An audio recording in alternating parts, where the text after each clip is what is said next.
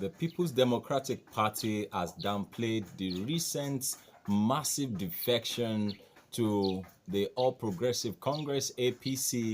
In fact, one of the strong points of the PDP in recent time has been that, look, it's not about having governors.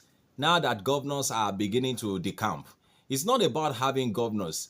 Peter Obi won millions of votes without having a governor. Labour Party didn't have anybody. They didn't have anybody. Yet Peter Obi garnered millions of votes. That is one standpoint that is giving the PDP hope. Though we don't know whether they are trying to, bring Peter Obi into PDP or take him into PDP and, join force with him. I don't know how that is going to work though. I also agree with those who say Atiku should please excuse. Don't try to get the ticket. You're only going to mess things up. I also don't agree that Atiku should go. I don't agree.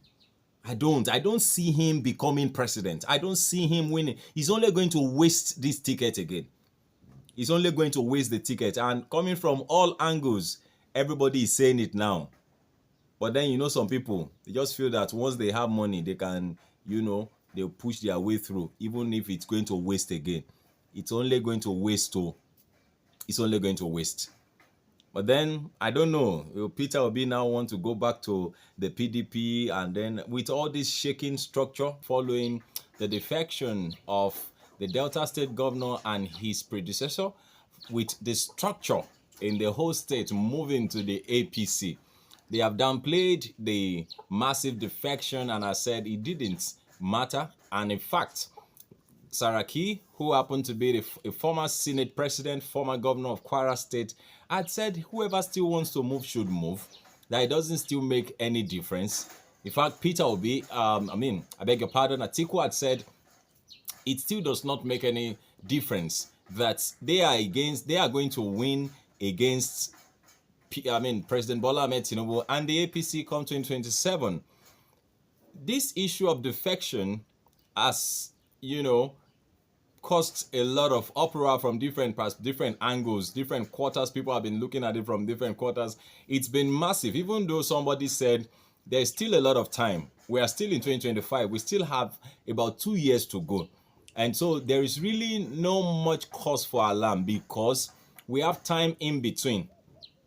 So the question is, how much can time do? Time can do so much, and that's the truth. Time can do so much. We have no 100% grab on life. That's one. And that's to say that only God knows who we see 2027. That's one. But then it doesn't make that there's nothing wrong with having ambitions and planning for tomorrow, hoping that all will be well and that we'll all be alive and all of that. But then when you look at these defections and all of that, and to make matters worse, NNPP is also moving. We have people moving from NNPP, from Labour Party to the APC. Some persons have said that the APC are using money and the EFCC to threaten people to move to their party. They have said that the moment you move to APC, all your sins are forgiven and all of that. And that's why we are seeing the massive exodus into the APC in recent time.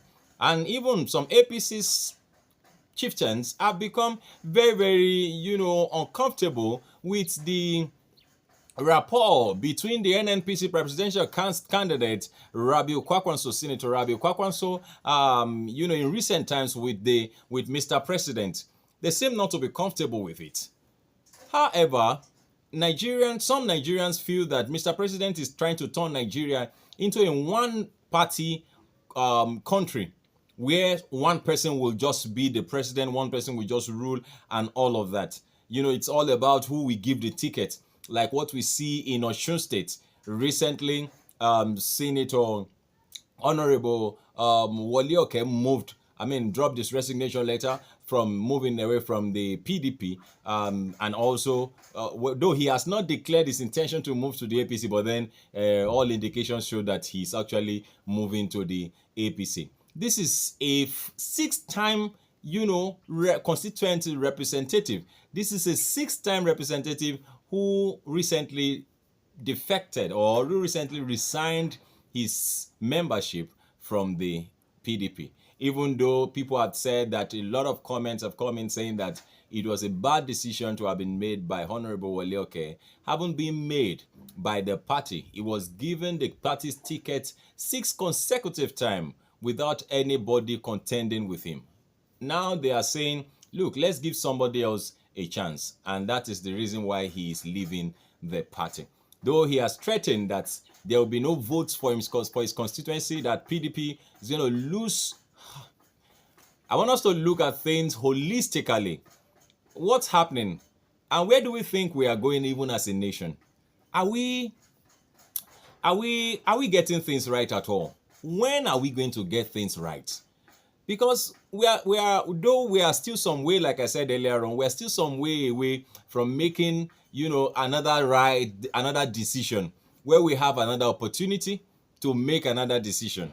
We hope that we have the best people in position to help us, hold on to the decisions that we make. That when the people vote, their votes will count. That when the people, vote, their votes will count, and that the voice of their vote will be heard. That it will not be the courts that will be substantiating our votes outside there. That we will not need to, be wondering if the INEC chairman has compromised and all of that. That we'll have somebody who will stand his ground and declare what the mandate of the people, and not the mandate of somebody who is up there. The question remains, are we making progress? Or what is really happening in Nigeria? Please feel free to drop your comment, make them simple and simple. Let us know what your opinions are. This is Serious Matters here at ONIF TV. Thank you very much for watching. God bless you. Bye.